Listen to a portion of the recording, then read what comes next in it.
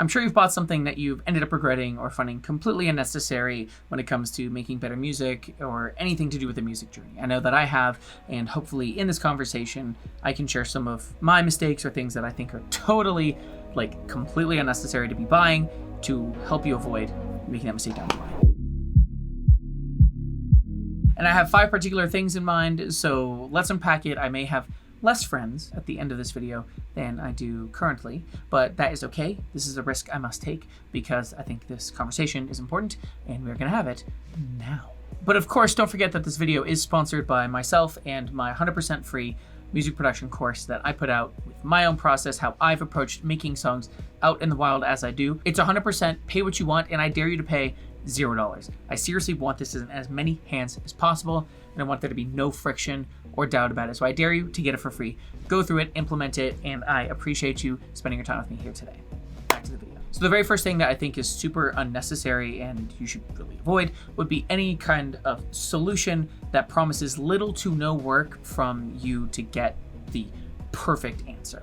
Now, there's a specific company I have in mind, and if you don't know who they are, I bet you know who they are.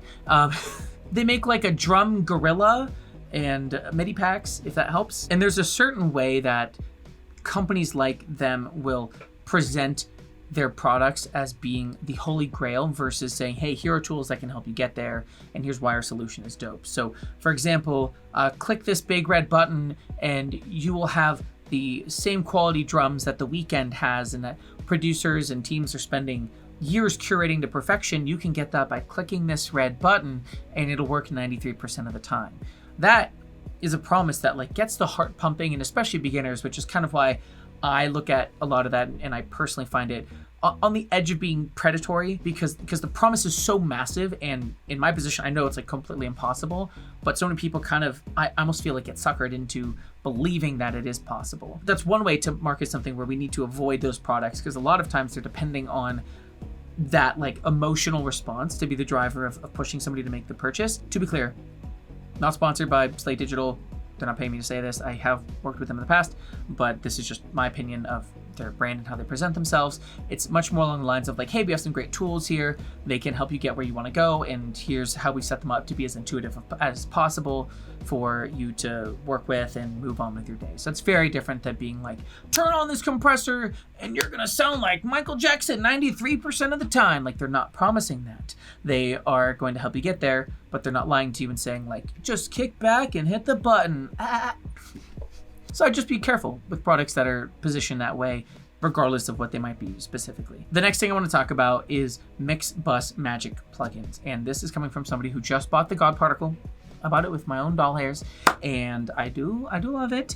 But what I want to be very clear about is, especially for somebody in the beginner to intermediate, or even like beginner advanced, intervanced, these kinds of plugins are super powerful, but when we use them so early on that we don't actually develop our ears, our ability to arrange or sculpt the sound, now we've actually handicapped ourselves, where the moment there's an issue that this miracle kind of plugin can't handle, now we don't know what to do with it, and we're kind of back to square one. So I do recommend, there's an absolutely amazing time and place for them, but it's want to be careful that you are coming in at the right time versus buying it as the band-aid to your arranging, recording, producing, mixing problems, and just trying to slap it on and say like, I hope this works, and just seeing what happens. Because full trend, because I get a lot of sessions from people that I'm supposed to help produce and mix and finish off, and I see what's on the mix bus, and I go, so you thought the mastering assistant was gonna solve this for you? Because the moment I turned it off, everything fell apart.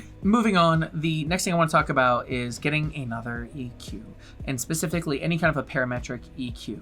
Now, there's going to be a bunch, I can feel the nerds. I can feel the nerds getting mad. They're saying, oh, but my EQ doesn't have dynamic EQing bands or reverse dynamic ding dong diddlies. Like, nobody cares.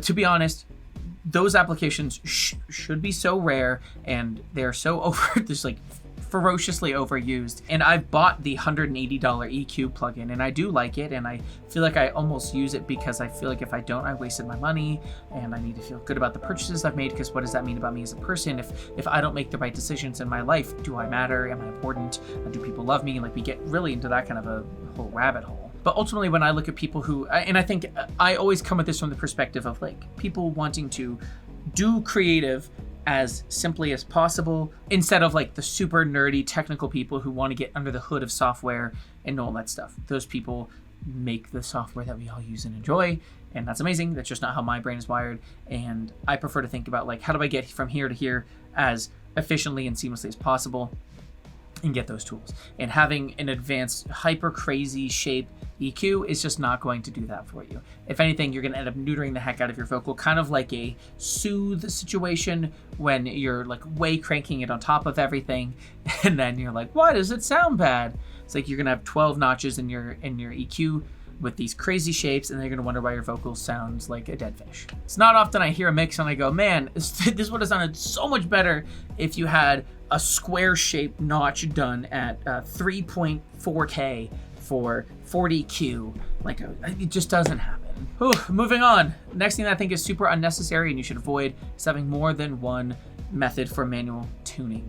Because I know so many people that will buy Melodyne, get frustrated by it. They will buy or subscribe to the Antares Auto-Tune bundle, get frustrated by it, and then they're going to get Waves Tune and get frustrated by it. That's been like kind of the cycle of a lot of this stuff. And I guess it's important to be honest and say, unfortunately, if that is a situation, it would be more of a user error than I would say a software error, because I have used Antares Auto-Tune, I've used Melodyne, I have not used Wave Tunes, but I've heard things tuned by them and found the software to have no issues. So it's kind of hard to say it, but it's just like, it's you, it's not the software.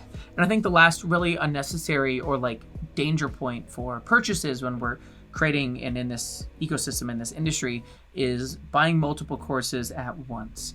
And I understand the temptation that is so thick in the air when, you know, it's Black Friday or just another excuse to have a sale. Every company's doing it. You buy 3 courses and all of a sudden you're like, I can do it, I'm grinding, I'm committed. And now you've done none of them, because guess what?